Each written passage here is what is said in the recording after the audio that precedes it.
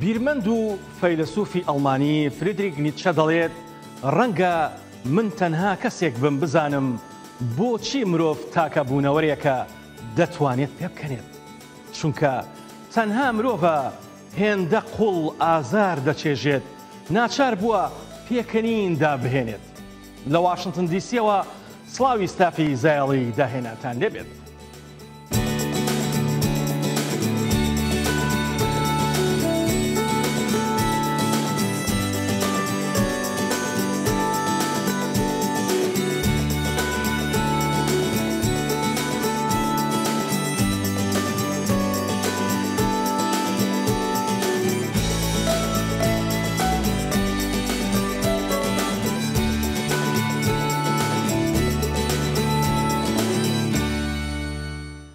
کاتی خۆی بە مناڵی بەدەستی خۆمان زۆر بە زەحمەت کۆلارەمان دروست دەکرد، بەڵام سەرکێشەیەکی خۆش بوو. 2 ساڵ تێپەڕی و ئەم فیستیڤاڵە ڕووی لە کزی کرد، بەڵام فیستیڤاڵی نێودەوڵەتی کۆلارە بۆ ساڵی 2023 لە 8 ئەم مانگەدا لە ئەحمەد ئاباد سازکرا تا 14 ئەم مانگە بەردەوام دەبێت. شانی باسە لە 68 وڵاتەوە خۆیان و کۆلارەکانیان هاتوون و بەشداریان لەم فیستیڤاڵەدا کردووە. فیستیڤاڵی نێودەوڵەتی کۆلارە بە یەکێک لە گەورەترین فیستیڤاڵەکانی هیندستان دادەنرێت کە ساڵانە 200 فیستیڤاڵی تیا بەڕێوە دەچێت. فیستیڤاڵی کۆلارە یان ئۆتەرایەن یەکێکە لە فیستیڤاڵە سەرسوڕهێنەرەکان کە ئاهەنگی بۆ دەگێڕێت بر لە بۆنەی ماکار سانکراتیەوە کە ئاهەنگەکان بۆ ماوەی نزیکەی 8 ڕۆژ بەردەوام دەبن.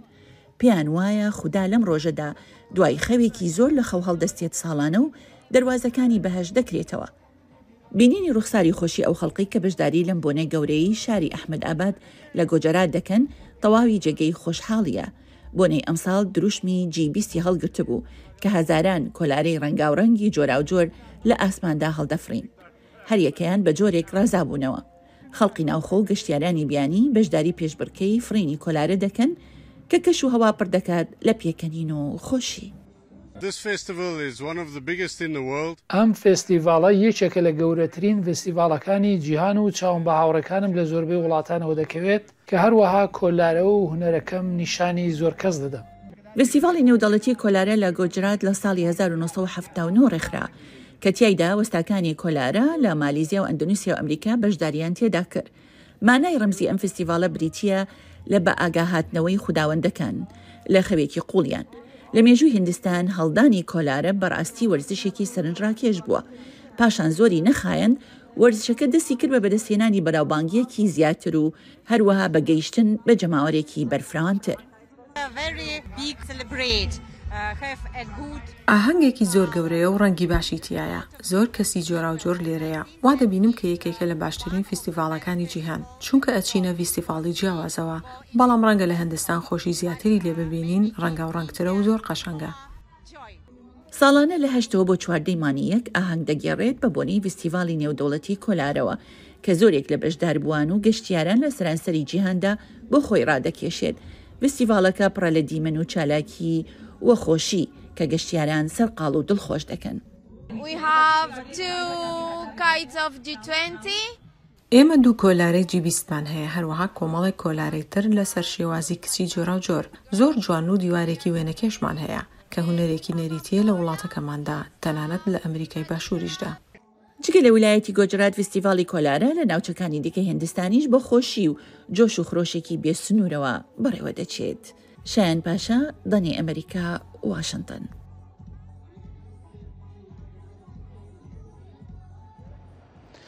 هونەرمەندێکی کوردە ماستەری لە بواری مۆسیقا لە کۆنزێرڤاتۆری مۆسیقای گۆتنبەرگ لە سوید بەدەستهێناوە.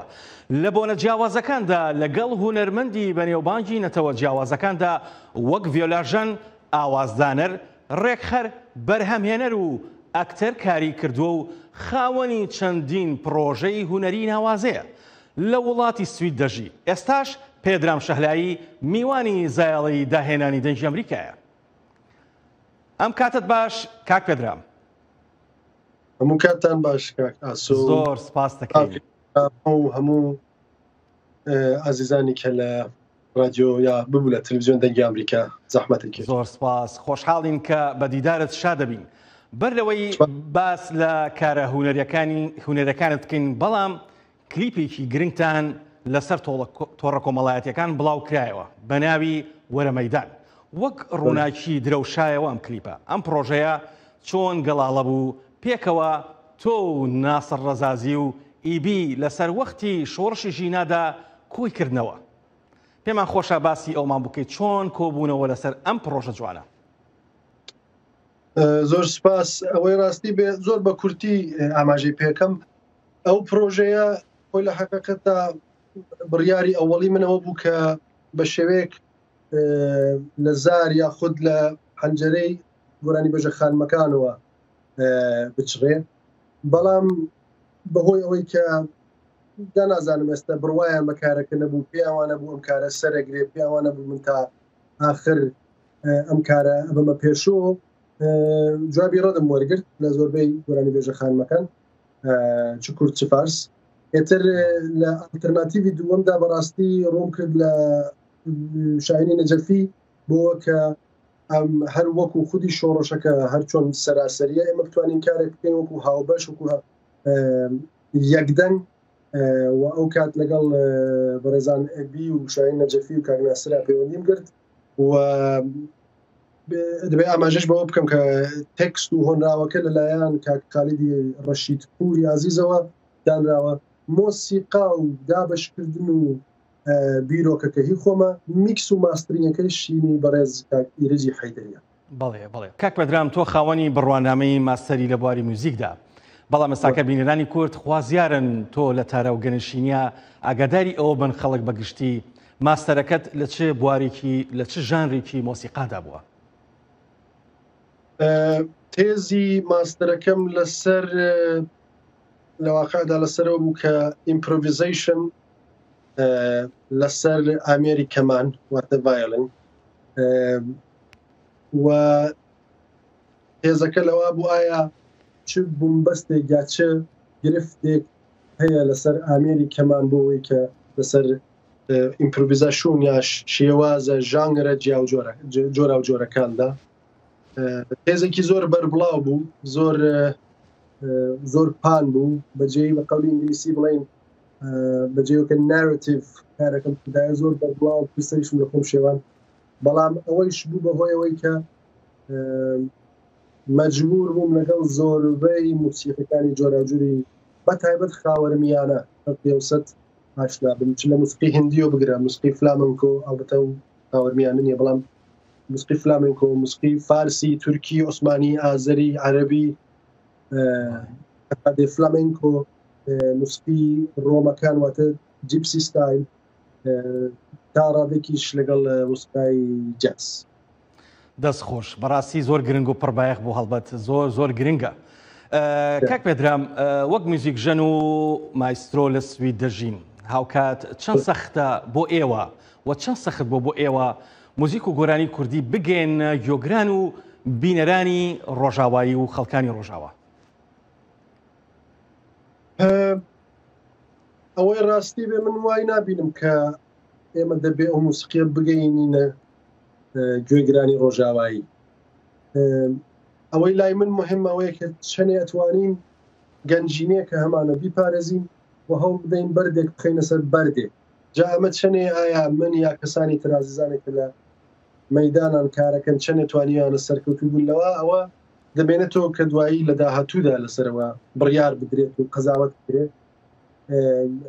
بەڵام بەرحاڵ بەڕاستی لەبەرەوە ئێمە کیانێکی سەربەخۆمان نییە گرفتایەکەیە کە بۆ هەمومان هەیە بەڵام من پێم وایە سەرڕای ئەو گرفتانە دەبێ ئینسانەکان هەست بە مەسئولیەتێک بکەن و لە ڕوانگەی خۆیان و لە واقعدا هەست بە غرورێک بکەن غرورێکی نیشتمانی غرورێکی نەتەوەیی هەرچێک ناوی بنین ئێستا هەر کەس هەر جۆرێکی خۆشەتوانێت پێناسی بکە بەڵام من پێم وایە غرورێکی نیشتمانی و نەتەوەیی دەبێ هەبێ لە ناخی هەموو مرۆڤێکی کوردان لەبەر ئەوەی کە هەر گرفتێ هەر کەمبوودێ هەر کارەساتێک ڕۆدا ئێمە دەبێت شخصی وەری بگرین دەبێت بە قەولی ئینگلیسی you have to take it personally.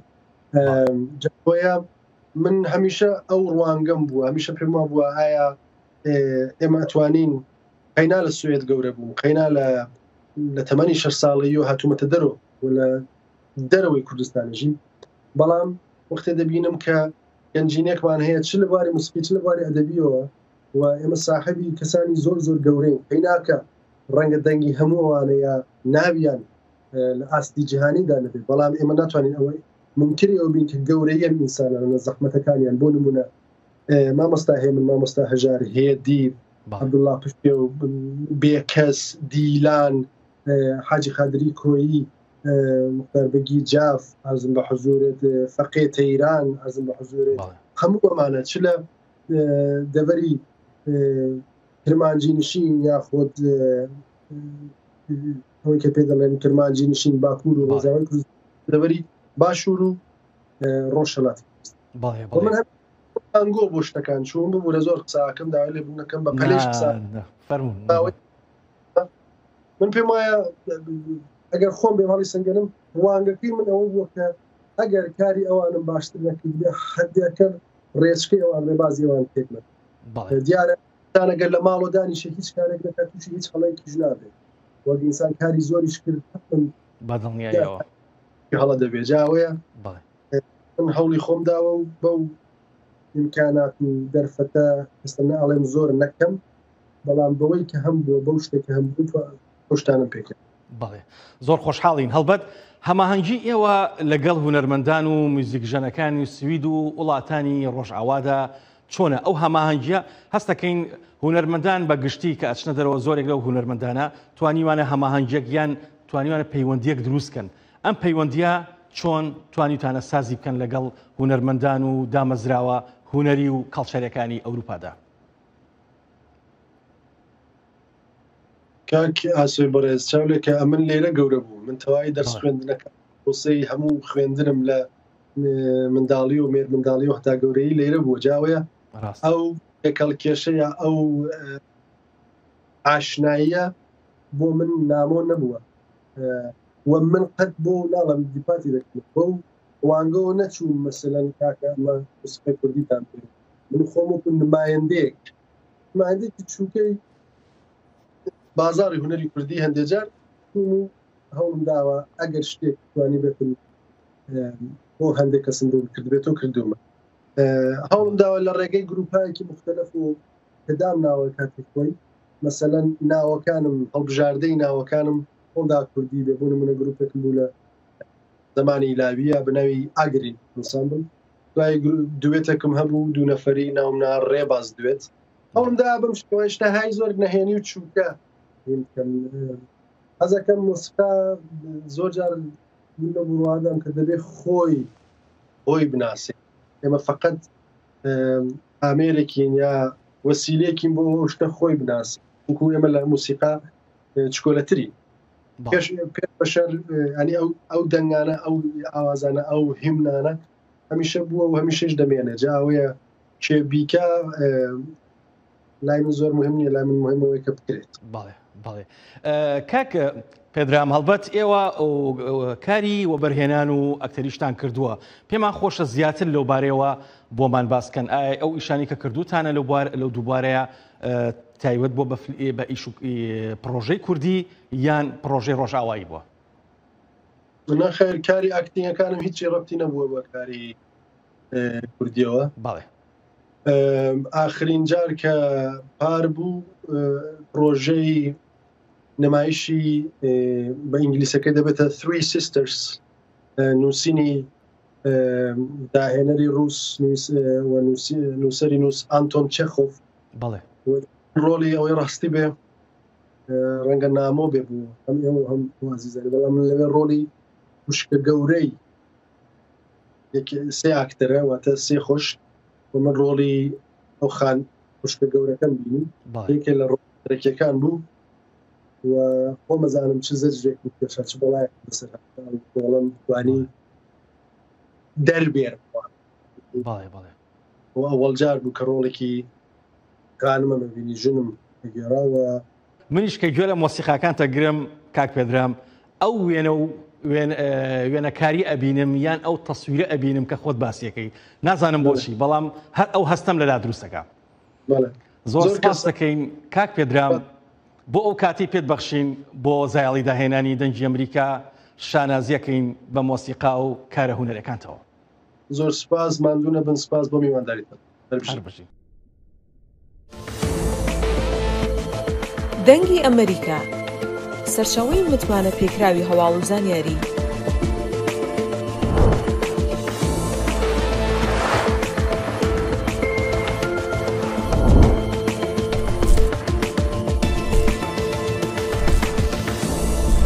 لە ماڵپەڕ و تۆڕە کۆمەڵایەتیەکانی دەنگی ئەمریکاوە ئاگاداری هەواڵ و گۆڕانکاریەکانی جیهان بە.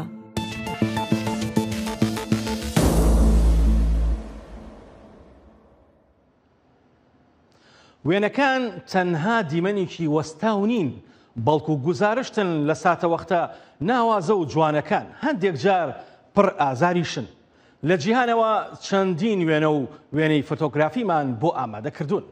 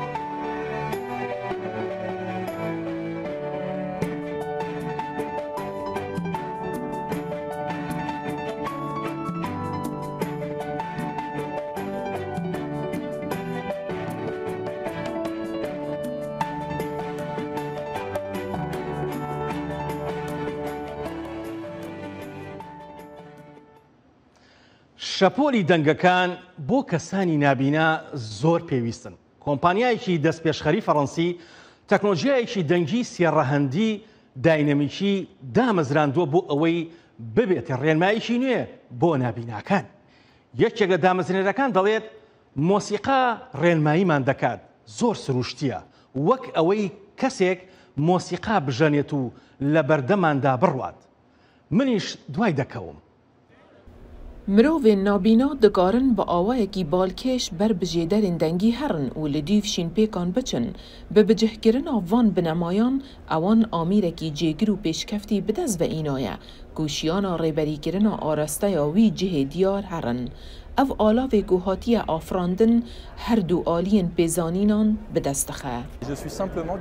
موزیک ڕێبەریا من دکە پڕ خوازاییە میناک و کەسێک موزیکێ دژەنە و لە پێشیا من دمەشە و ئەس دشوپینم. ناوجەیەک و ئەس بەرێخۆ بدەم ڕێکا خوا. ئەس تەنێ موزیکێ دشوپینم دا کوتڕیا ڕاست ڕابچم. دوی ئامیریدا ئەو هەم ئاگەهداریên هور ji hêla sîstemek demî û datayên rastteqîneyên serî ku ji aliyê IMU ve hatine dabînkirin bo berhemînana dengên vekirî bikartînin ku du deng li heman demî de tên bihîstin. Gelek caran mirovên ku nabînin li dûvdengê piyên kesên li pêşxwe diçin. Bû nimûne yarîzanên nabînin yên ku skaytê dikin heman karî dikin.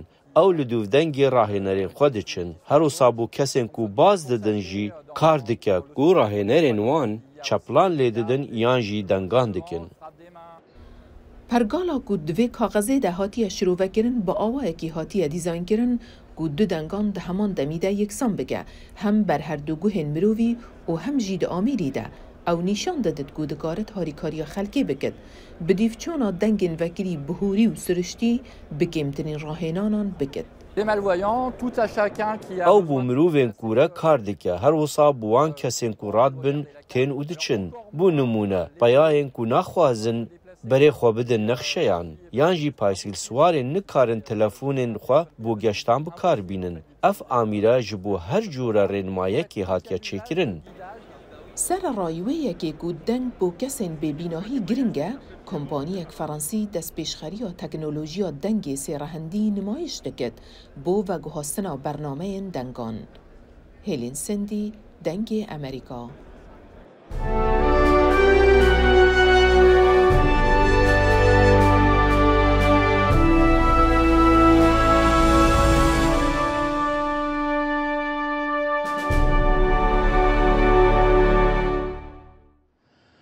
لە شارێکی ژاپۆنی کە سەردەمانێکە بە دروستکردنی شمشێری سامورایی بەناوبانگ بوون.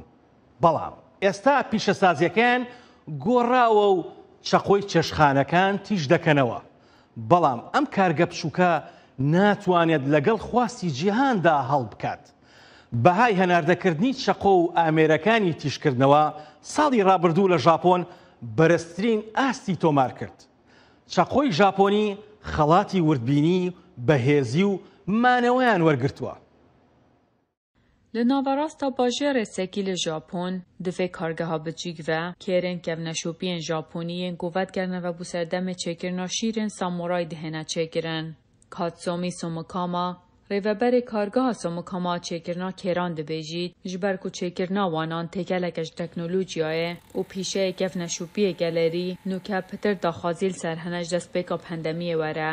Em bi hemî hêza xwe kar dikin lê em her tê hel nahên. Him beşên proseyê hene ku bi makîneyan nayên kirin û hin tiş jî hene ku bi destan nayên kirin. Ji ber vê yekê bi hêz ra min ku têkelkirina teknolojî û hunera kevneşûpî yek ji wan sedemana ku niha kêrê Japonî li seranserî cîhanê têne naskirin. Ji bo bidezveînana kêreka tîj û ziraf ku bo birîna sûşî yan jî goştê ajaliya guncay bît, kargeh makîneyan bi xweşkirina wan bikardînît, paşî kar bi destî dihê tebdimahî înan. Şêfê Ferensî Olivier Ados xwaringeha wî ya Tokyo, ev e pitirî 20 salin ew evankêran bikardînît. Ew dibêjît ku evankêran nav û dengiya xwe li seranserî cîhanê heye. Helbet bû min gelek giring e ku min kêrên xweş hebin ku baş bibirin. Bi rastî jî kêrên ku bi demên dirêj baş bimînin, demê çêkirina xwarinê pir giring e ji bo parastina demî. Dema ku sala 1876 da ferman li samûrayan hatiye kirin ku dest ji şîrên xwe berdin, karîgerî li ser vê pêşesaziyê hate kirin. Lê piştî şerê cîhaniyê duê bajêrî dest bi hinartina kêrên bicîk kirin. Di destpêkê de bazirganiya wan ya baş bû, bi taybetî hinartina wan bû Amerîka. Lê piştî ku di salên hefteyan da Çînê dest bi çêkirina berhemên erzantir kirîn, Japon neşya pêşbaziya wan biket.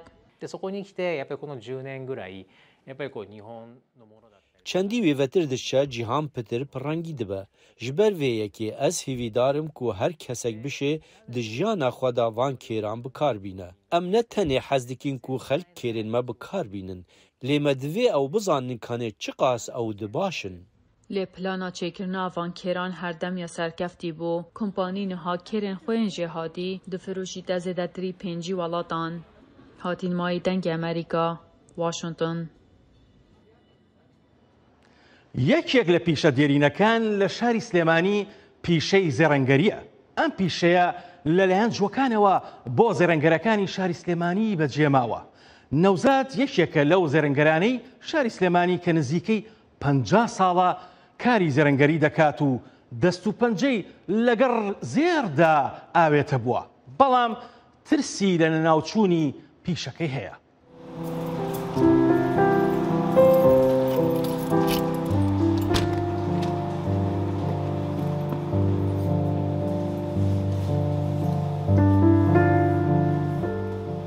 من نام نوزاد وهاب محەممەدە لە ساڵی 1975 زەوە خەریکی ئەم پیشەیەم.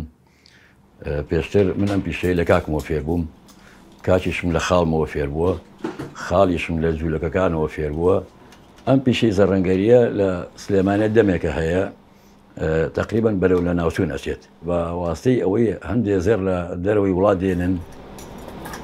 ئێستا ئەم ئاڵتوونە ئەچین توێنینەوانێ لە پێشوانەوەی بیکێشین بۆی بزانین چی کەمەکات حسابەکەی خۆمان ڕاگرین. بۆ لیرێ 7 گرام و 200 بەڵام ئەوە دوای بڕین و ڕاکێشان و پرێسەوانە.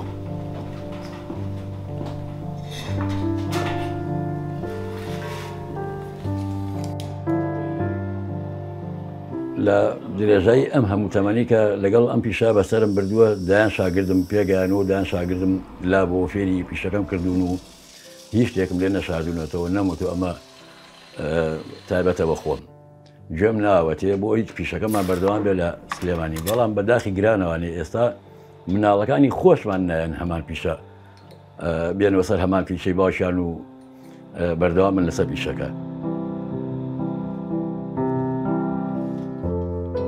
لیرە خۆی پێنج زۆری هەیە لە چارەکە لیرەوە دەست پێکات ئەمە چارەکە لیرەیە ئەمە نیو لیرەیە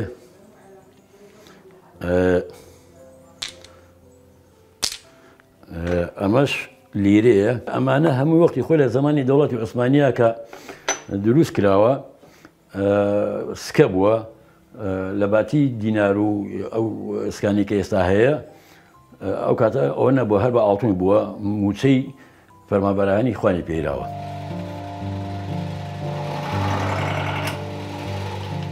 شێوازە سلێمانیەکان ئەوەی کە ئێمە هەمان بۆ حێلی مەخەک بووە گۆبەرۆک بووە دمۆدۆڵا بووە لاجیرە بووە سەرپەرچەم بووە بەڕاق بووە گەردانە بووە ژێرچەنە بووە کرمەک هەبوو ئەم زۆرەشتانە هەبووە لە ناوچەی سلێمانیە هەمووی بە شێوازێکی کوردەواری خۆمان دروست کراوە بەڵام ئێستا بە واستەی هێنانی هەمان ئەو شتانی کە ئێمە لێرە دروستی یانەکەین و چەند ساڵێک لەمە پێش دروست کراوە بەرەو لە ناوچوون ئەسێچکە تێکەڵایان کردووە لەگەڵ کولتوری عەرەبی کولتوری تورکی لەگەڵ کولتوری ئێرانی شتەکان شێواون.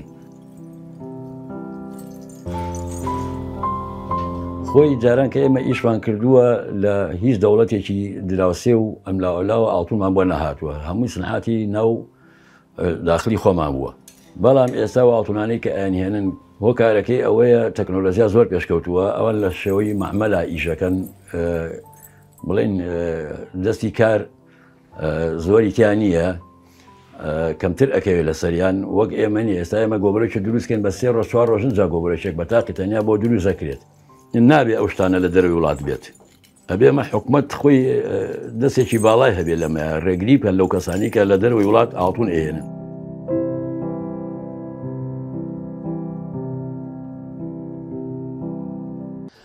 تا زایڵێکی دیکە و داهێنان و جوانی و خەون و خەمێکی دیکەی جیهان ماڵەوە هەر بژیت.